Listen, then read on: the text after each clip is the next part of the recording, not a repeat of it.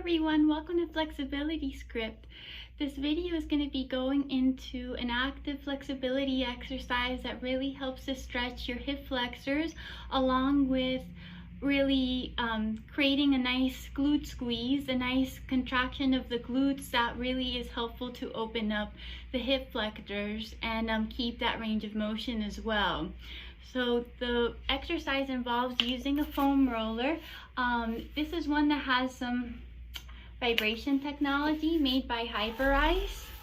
And so sometimes when I'm doing this active flexibility exercise, I sometimes will keep the vibration on a low setting, but for the video, I'm just gonna keep it off so that I don't have to talk over it. A smooth foam roller, whatever length and size is usually best, and as opposed to one that has the spikes or the bumps on it. It'll feel more comfortable if it's smoother. Also, if you don't have a foam roller, the exercise can be done with a yoga block, and we're positioned right where the foam roller is going to go. This exercise is also a really great exercise to work on some active splits.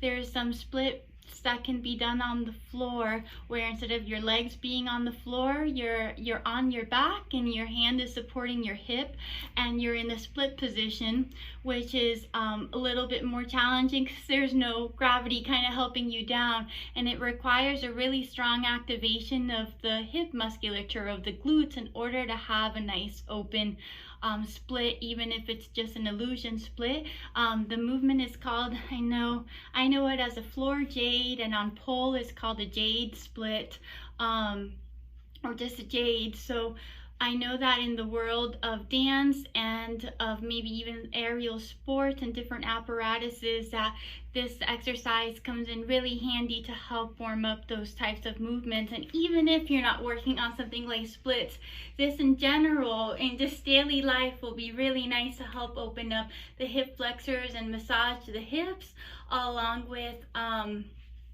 just making everything work better. So you're going to be laying on your back for this. I'm going to lay on my back and I'm just going to be coming up into a glute bridge. So I'm just going to lift up my hips and then I'm going to place that foam roller right on my pelvis. Now once I place it there, I'm going to be pulling both knees in towards me. Now once I'm here, if the foam roller feels like quite not right, if it's up too high, it'll sometimes feel like you're going to roll down as soon as you bring the knees up. If it's too low, it'll feel like you're just going to roll right off of it. So make sure that once you lift your hip up and you place it, it's right on that sacrum, right on that little triangle that's in your pelvis. It's resting, your sacrum is resting right on there, and you should feel nice and comfortable to pick both knees up and feel nice and centered.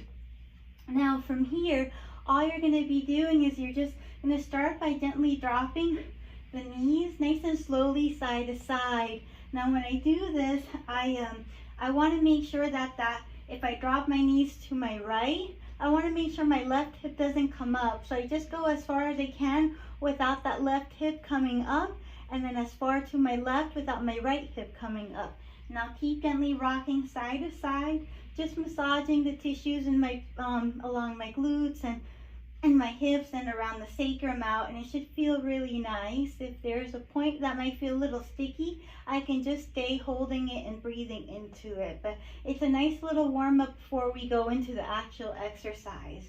For the actual exercise, you're going to be pulling one knee in towards the chest, so you can grab a hold of your shin, so right below the knee, and pull that knee in. If that's uncomfortable on the knee, you can always grab a hold right behind the thigh and then pull that knee in towards the chest. So once I have that, I'm going to straighten this leg out.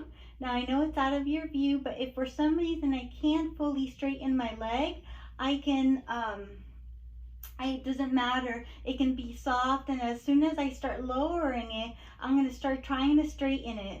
As soon as I straighten it, I really work on keeping that quad engaged. Now, once my leg is around 45 degrees, this angle that I have it here, I'm going to start really trying to engage my glute and almost really start trying to squeeze it, and I keep trying to actively squeeze it to pull the heel down as close to the floor while still hugging this knee in nice and close. I keep squeezing that glute. I find my end point, I pause, I'll feel the stretch, and I'll pull the knee back, straighten, and then even if I can't straighten, as soon as I start lowering it, I'll start trying to lock that knee out by engaging that quad. And notice I have my foot flexed. Sometimes flexing my foot can help me irradiate tension and be able to get as much contraction through my quad and most importantly my glute to try to pull that heel down, find my end point, and then come back in. I also have the option to point my toe, so I'll straighten. And I do like the pointed toe just because it crosses over into dance, but I find that most people have a harder time keeping the knee straight with the pointed toe. So really make sure if you point your toe, really contract that quad and really think about using that glute to pull the heel down towards the floor, back in, and then repeat. So you could do all repetitions on one side and you can switch and do all repetitions on the other side, keeping that glute squeeze, pull down, bend, come back. Usually once I hit the end point, I'm really squeezing the glute, trying to pull down. I pause about 2 seconds, 2 to 3 seconds, feel that stretch coming through the front of my hip, and then I'll come back in.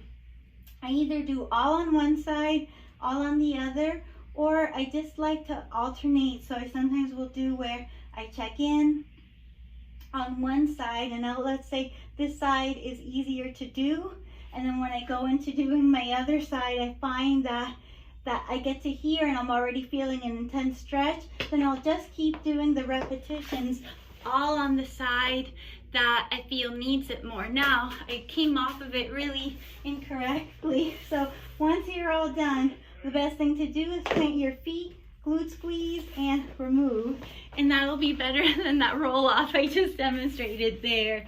So give it a shot. Again, 2 to 3 second hold on that stretch. So once you find the end point, really focus in on using the glutes to pull the leg down and really hold that glute squeeze at the end point for 2 to 3 seconds, and you should be feeling that stretch coming through the front of the hip, so the hip flexors. Once you find that end point, alternate or do it all on one side. You know you best, so do the things that feel best for you and enjoy.